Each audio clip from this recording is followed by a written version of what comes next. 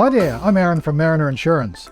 If you're buying a second-hand boat in New Zealand, I have some great tips for you. The internet is full of tips on how to buy a boat. Some of them are good, some of them not so good, and none of them specifically relate to buying a boat in New Zealand. So we've put together this quick guide for buying a boat in New Zealand. The first thing to do when you found a boat is ask yourself, is it a deal that's too good to be true? If it is, it may be a little bit dodgy. Does the vendor want a quick sale? Does he not want to meet you at his home? Does he have no ID? If that's the case, it might be a little bit dodgy. And it's not just the boats that the crooks are after. Trailers are popular too, and really easy to resell. We went through a spate a few years ago of crooks chaining boats to buildings or trees, and just driving the trailer out from underneath the boat. It crashed to the ground and they took off. So you need to be wary of that as well.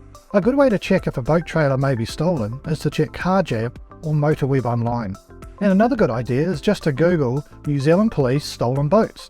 That will show you the boats the police have listed as stolen. There's a whole range in there. There's jet skis, yachts and launches, so have a look at that too. And another thing to consider is if there is any money owing on the boat. If there is, you might have the boat repossessed, and that's not fun, and you won't catch any fish. So how do you check to see if there's any money owing? Well, just search the Personal Property Securities Register online. This covers boats in New Zealand up to 24 metres long. Okay, so happy days. You're happy the boat's not stolen and there's no money owing, but what do you do next? We recommend it's always a good idea to have a professional inspection done on the engine.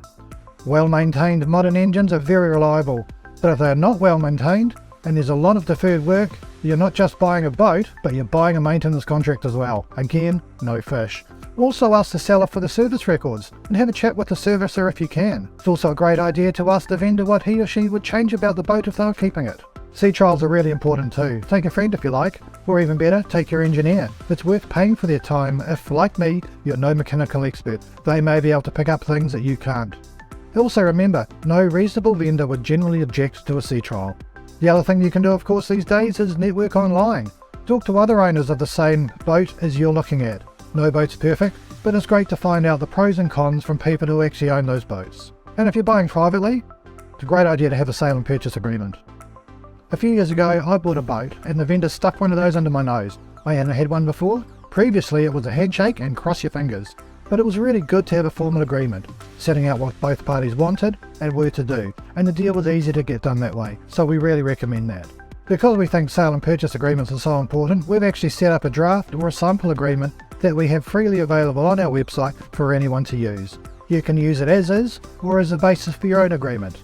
Either way, we hope it helps your next boat be a lot easier to get into. So that's it from me. I wish you the best of luck in buying your next boat. We hope these tips will help and make that process a little bit easier. Once you get it, please give us a call. We'd love to insure your boat.